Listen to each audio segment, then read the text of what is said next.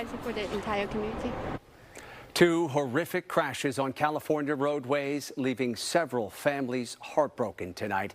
Good evening, everyone. Welcome to West Coast Wrap. I'm Alex Savage. The victims in those crashes, college students and a couple on vacation in wine country.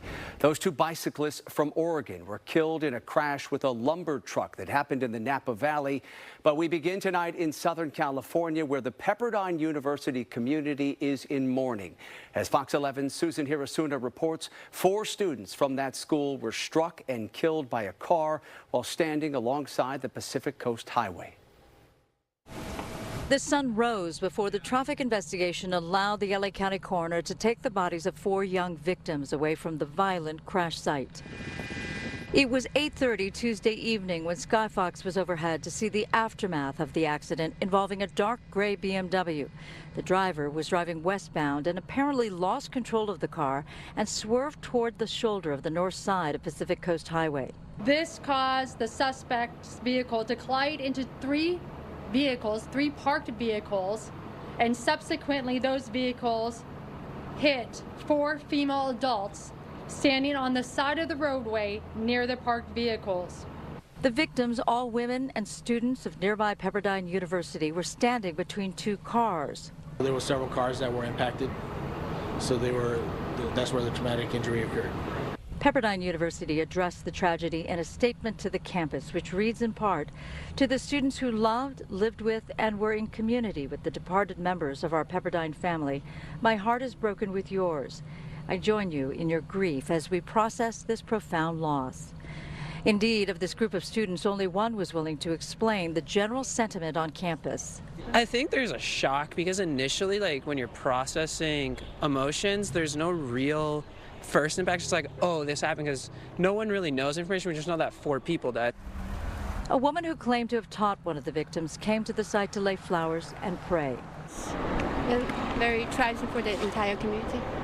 And not only just those who knew and loved the victims, the suspect grew up in Malibu. Fox 11 News won't identify the 22-year-old until he is formally charged.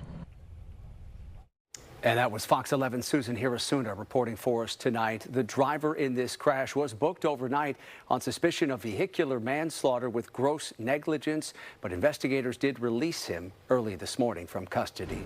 In Northern California, authorities today identified a married couple from Oregon who were killed as they rode their bikes through the Napa Valley. They were identified as 52-year-old Christian Deaton and 48-year-old Michelle Deaton, visiting the area from Portland. That crash happened yesterday along the Silverado Trail. Authorities say the two were killed when wood from a lumber truck ahead of them fell into their path. Friends and family are in shock. I'm speechless right now. There's not many words that can derive the situation that we're in. We're left wondering why. The CHP says the driver of the truck did stop and is cooperating with investigators. High school students across the West Coast used walkouts to send a message today about the war between Israel and Hamas. In Sacramento, McClatchy High School students walked out of class to show their support for Palestinians caught in the middle of this violence. And in San Francisco, students from several schools marched, calling for a change in Israeli policy. The area's Arab Resource and Organizing Center joined with them. To demand an end to the war on Gaza, to demand an immediate ceasefire, but also to call on everybody in a position of power, and particularly our local electeds, to do everything they can to support Arab, Palestinian, Muslim, and all students and families of San Francisco. And President Biden now returning here to the U.S. after making a brief wartime visit to Tel Aviv. That's where he pledged the U.S. will support Israel financially and with military might. The commander-in-chief also announced a deal on humanitarian aid for those caught in harm's way in Gaza. The president said the U.S. Defense Department believes that deadly explosion at a hospital in Gaza was not caused by an Israeli airstrike. Our Defense Department says it's highly unlikely that it was Israelis, but if a different footprint, and they've intercepted some. Anyway. And for the latest updates on the ongoing war in the Middle East and reaction from communities across the West, head to our website. That is westcoastwrap.com. An Idaho State Parole Board has delayed the execution of the state's longest-serving death row inmate. Thomas Creech, who was convicted of 3 murders, was scheduled to be executed on November 8th. But today, the Idaho Parole Board canceled that execution and granted him a clemency hearing to consider changing his death sentence to life in prison. Idaho prison officials say they have the lethal injection drugs needed to perform the execution, which would be the state's first execution in 11 years. An earthquake warning was sent out to people's cell phones today all across Northern California. And seconds later, a magnitude 4.1 earthquake shook parts of Sacramento County as well as parts of the Bay Area. That quake struck near the small town of Ileton. KTVU's Tom Vakar went to the epicenter today and spoke to people who felt the shaking. The nearest town to the epicenter is Ileton, whose 800 residents live behind a levee on the Sacramento River about 60 miles northeast of Oakland. Originally, it was set at a magnitude 5.7, but was quickly revised down to a 4.1. Miriam Carbagall was tending C-Jack's General Store when the quake hit, as shown here on this security video. I was able to see the whole shelves go like side to side, and then behind me there was some bottles that just kind of, I heard him falling, and we didn't know what was going on. This one, it didn't seem strong to me at all.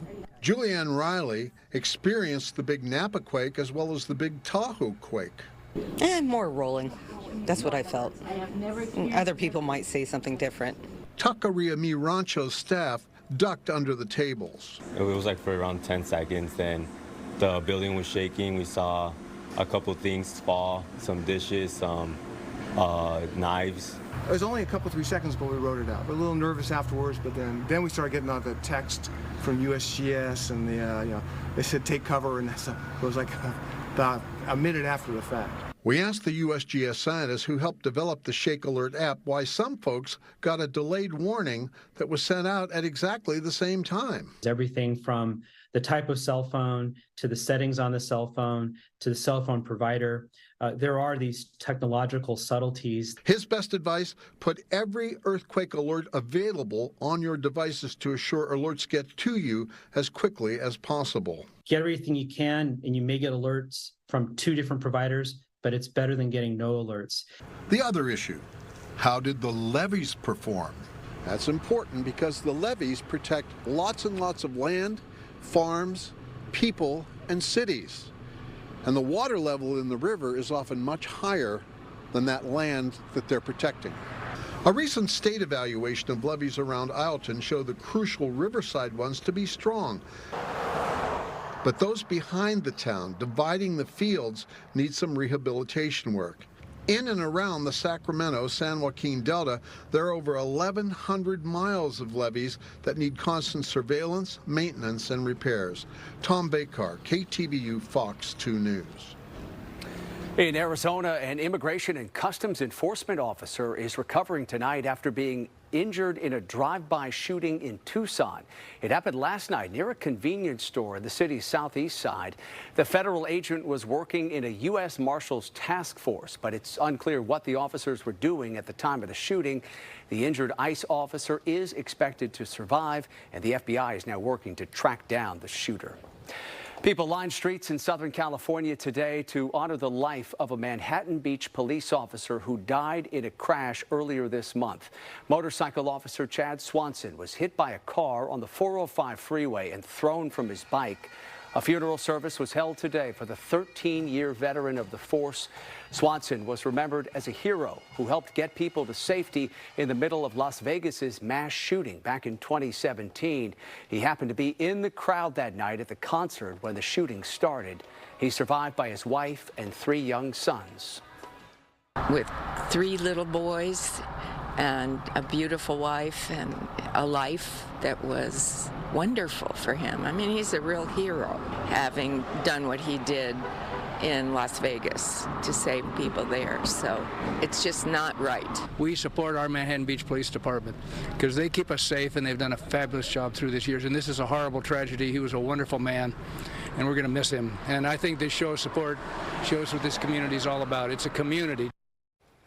Officer Swanson was on his way to work when he was killed. Investigators believe a driver was trying to change lanes and collided with another car. That car then hit Swanson's motorcycle. Some people expect next month's Formula One race will bring more than $1 billion in spending to Las Vegas. Coming up tonight, why some local business owners worry that won't make up for the pain the race is causing them right now. Also, the images are like something you'd see in an old Western movie. We'll show you the mess left behind by powerful winds in Montana. And in weather, no major storms for the West Coast. In fact, some areas could be heating up back into the 90s, maybe getting close to 100 degrees. We'll talk more about October heat with your forecast coming up.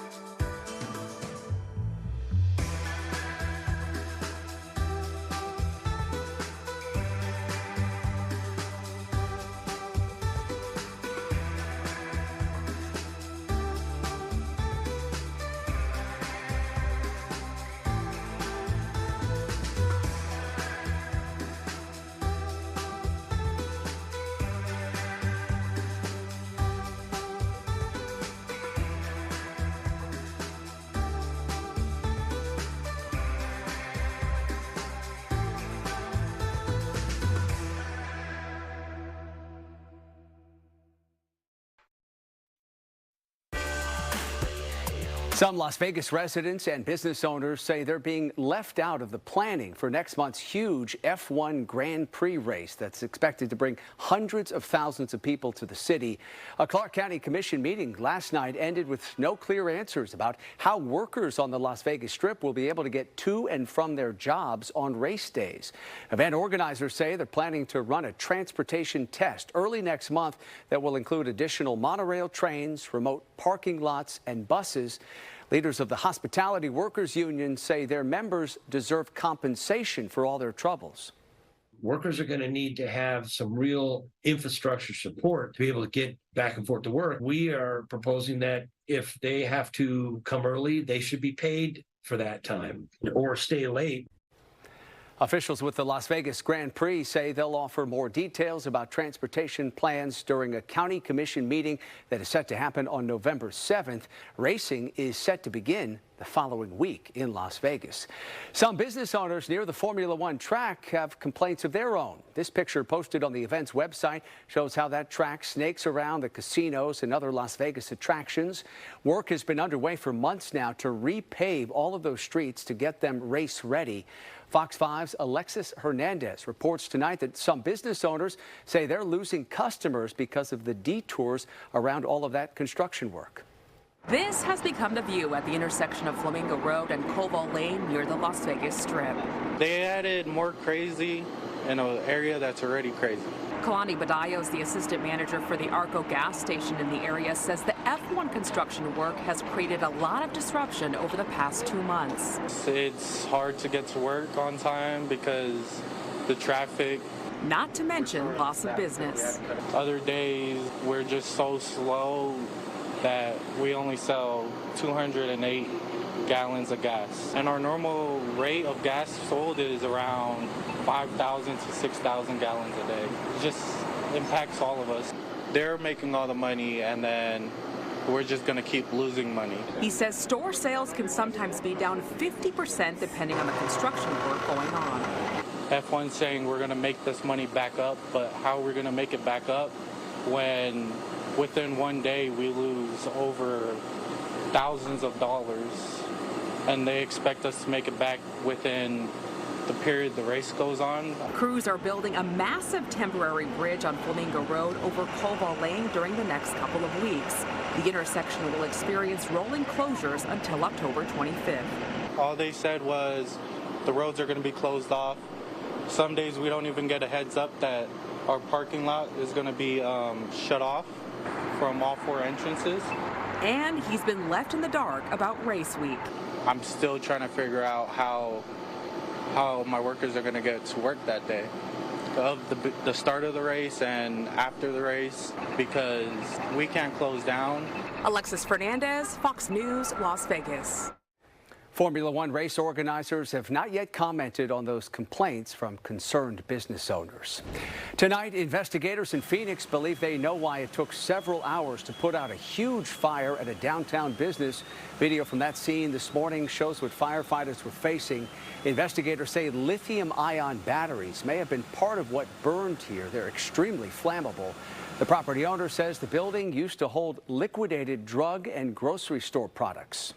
Was a brick building. Like I said, it did have a bowstrung roof, which is extremely dangerous to firefighters. When that fire gets up there, they are prone to collapse, and that's exactly what happened in this situation. So we did get word that there were some lithium-ion batteries. Now, we don't know if these were mobility devices or they were any kind of bigger battery, but we all know the dangers. Firefighters say everything inside that building was destroyed. Investigators are now working to figure out how that fire started. Strong winds have made parts of Montana a mess tonight. Take a look at how those gusts pushed tumbleweeds through the town of Freud. The windy conditions were bad enough yesterday to pile tumbleweeds along the side of some homes in Great Falls.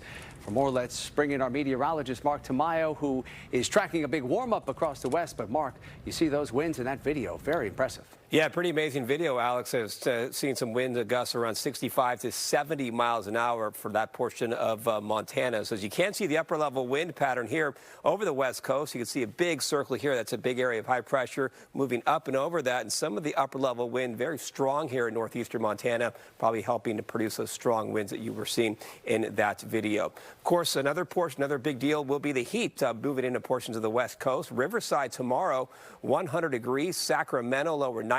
San Francisco, 90 degrees. And Los Angeles, close to 90 degrees. In fact, hot enough, we have heat advisories from the Bay Area down toward Southern California, as you can see. So all these areas in yellow for your Thursday, and temperatures probably peak tomorrow. So here's the overall weather story. There's a front out here in the Pacific, but it looks like the entire west coast, for the most part, should be dry. It looks like a nice forecast up in the Pacific Northwest. Still warm out toward Denver. Temperatures in the 70s to the 80s. Lots of 80s and 90s out toward California. We talked about the heat advisory, and more triple digits out toward portions of Arizona. This was the scene today in Seattle. Look at that. Just a few high clouds out there. A nice, pleasant 71 degrees. So they get a break in the rain up in the Pacific Northwest. Down towards San Francisco Bay, lots of clear skies. No fog to speak of. Temperatures today in the 80s, and tomorrow will be warmer. As we mentioned, San Francisco close to 90 degrees.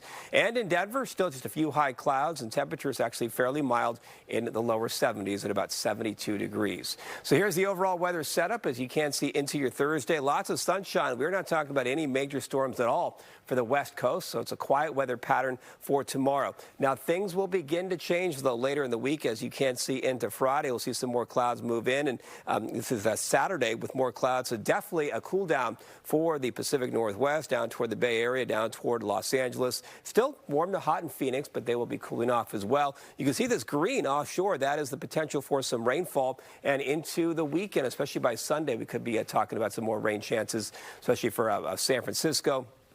maybe up toward Portland and Seattle as well. So here's the game plan for tomorrow. Really not heating up too much in Seattle, as you can't see with the temperatures. San Francisco, a big-time temperature drop for Friday. So it goes from 90 degrees on Thursday down to 68 degrees on Friday. Southern California, Los Angeles, those temperatures in the 80s. And look at this, another round of triple digits for Phoenix. It has been such a extended period of some hot weather all summer long, even into the fall for Phoenix. 104 for Thursday, 103 for Friday, and then cooling off by Saturday. But as you can see, it's a fairly quiet forecast in the short term. No major storms to speak of. It looks like that heat will continue to top the headlines for portions of the West Coast, Alex. Yeah, and then that big shift in the weather pattern coming in the next few days. Mark, thank you. Okay.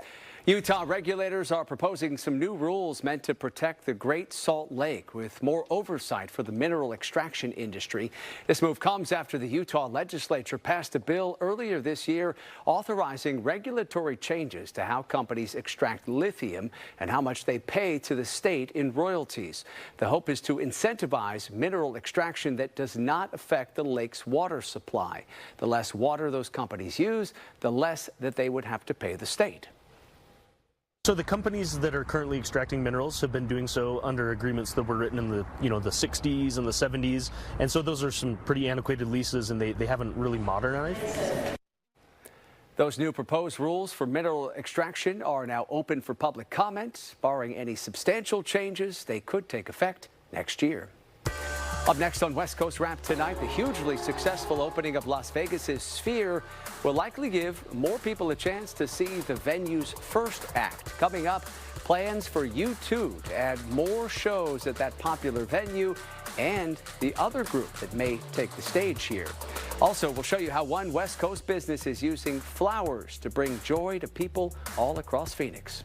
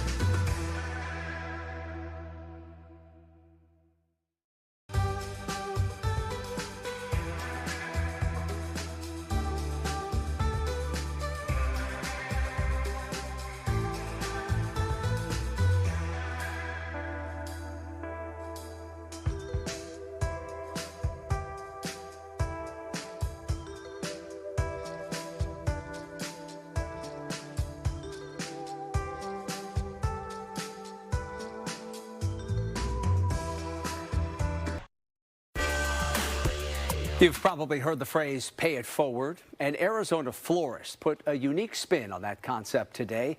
Fox 10's Steve Nielsen spoke with her about bringing joy to more than just the people she meets. It's a busy morning. The stress of the day bundled into pruning and wrapping. One bucket of bouquets, then another. Blanca can hardly contain her excitement. Well, today is the day of make people happy. Amazing Flowers has made over 100 bouquets to give away for free just because. There is something magical when you do something for somebody else. Ready, girls? Downtown Phoenix is her mark. And as she rolls along for what she calls Pedal It Forward Day, Hi, do you want free flowers? some are too busy. Not trusting, consumed in their lives. They are afraid of why free. I think we are not very used to receive flowers just because. But for others, they can't believe the offer. Flowers? Not only one, two for each person.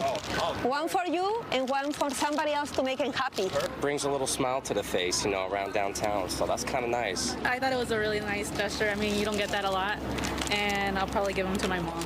One for you and one for a friend. I'm gonna flip it around and give them to my boyfriend. Sometimes it's just a smile and some flowers. Free flowers for you. Because today is the day you make people happy. One for you and the other one for a friend or somebody else. Oh, okay, thank you. A gift to give a coworker who has a family member in need. She'll probably get teary-eyed and... Free flowers. She's trying to help take care of her, and she's just having a rough day with it, For Kirsten, it's a sign. Can I give you a... Of course! She lost her job 3 months ago. It's very, very hard, so this was, I hope, a sign of good luck.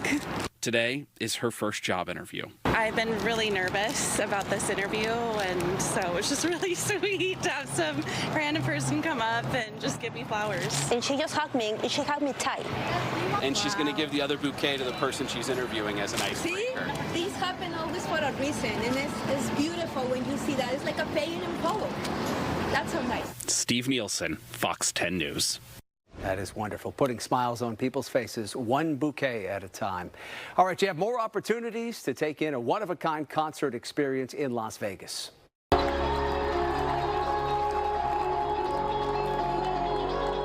U2 has been entertaining crowds at Sphere ever since last month. They were the first act to hit the stage at the unique entertainment venue. And tonight there is word U2 will perform even more shows than originally scheduled. The band was expected to wrap up its run at the Sphere on December 16th. However, the New York Post reports plans are now in the works to add more shows, although tickets aren't on sale just yet. The New York Post is also reporting the Eagles are in talks to play the Sphere at some point in the near future. Both of those shows sound like they would be fantastic to see. That does it for West Coast Wrap tonight. We appreciate you watching. You can stay up to date on all the stories we're covering online. Just head to westcoastwrap.com. Have a great night.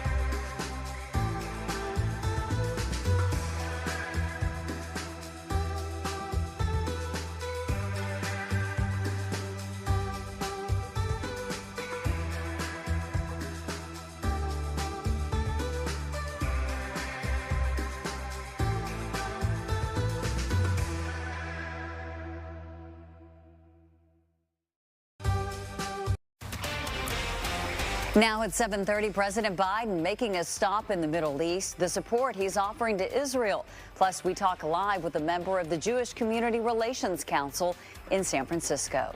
And trying to make the streets a bit safer here in the Bay Area, the push for more people to get on board with a program designed to deter crime. This is KTVU Fox 2 News at 7:30. And that program is up and running in Oakland and just received additional funding. Thanks for joining me tonight, everyone. I'm Heather Holmes. It's called Safe City Connect, and it includes dozens of cameras scattered throughout parts of Oakland.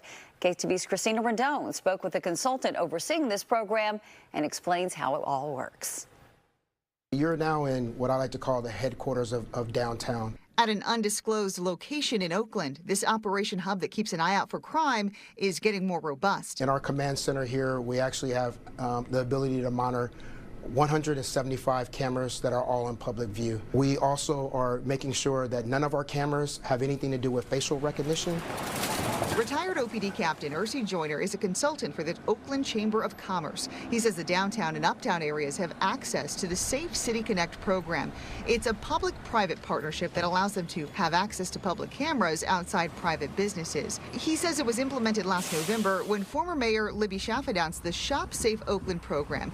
It expanded civilian ambassadors on the streets and gave $5,000 grants to businesses to help owners purchase and install security cameras. In turn, they would give footage of a crime to police. Joyner says it was working well but lacked coordination. He says there's now a concerted effort to make it better by sharing information immediately, like emailing or texting police in real time when cameras capture a crime in progress. The beauty of this is the information is being shared holistically with everyone. At the same time these notifications will be happening, it will go to the public, it will also go to the third-party security vendors, and it will go to anybody who is on our network.